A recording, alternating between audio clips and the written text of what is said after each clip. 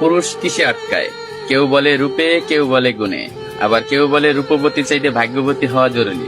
আবার কখনো কখনো তো এটাও শোনা যায় যে পুরুষ মায়ায় আটকায়। আসলে পুরুষ আটকায় কিসে? এক দেশের এক রাজা ছিল।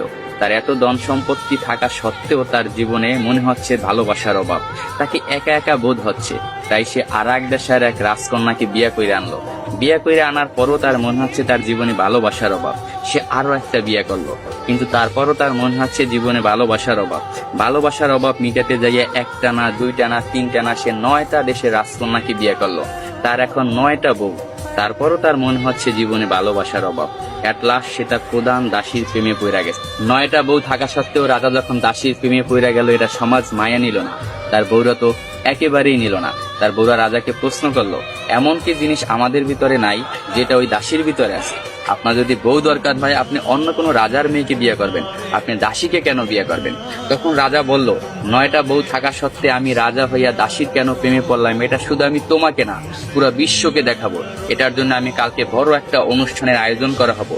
ওই অনুষ্ঠানে আমি প্রমাণ করাই দেব আমি রাজা হইয়া কেন দাসীর প্রেমে পড়লাম। পরের দিনকে একটা বড় অনুষ্ঠানের আয়োজন করা হলো। ওই অনুষ্ঠানে 10টা থালা ছিল। 10টা থালা 10 রকমের সম্পদ দিয়ে ভরপুর ছিল।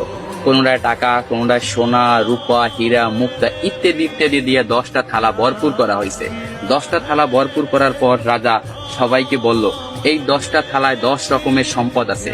আমার 9 জন বউ এবং আমি যাকে ভালোবাসি আমার দাসী, এই টোটাল 10 জন। যে যে থালাটা ধরতে পারবে সেই থালার সম্পদ তার। এই কথা শোনার সাথে সাথে তার যে 9টা বউ ছিল দৌড়াইয়া যাইয়া এক একজনে এক একটা থালা ধরলো, কিন্তু তার যে দাসী সে দাঁড়াই ছিল, সে কোনো প্রকার থালা ধরলো না। তখন রাজা প্রশ্ন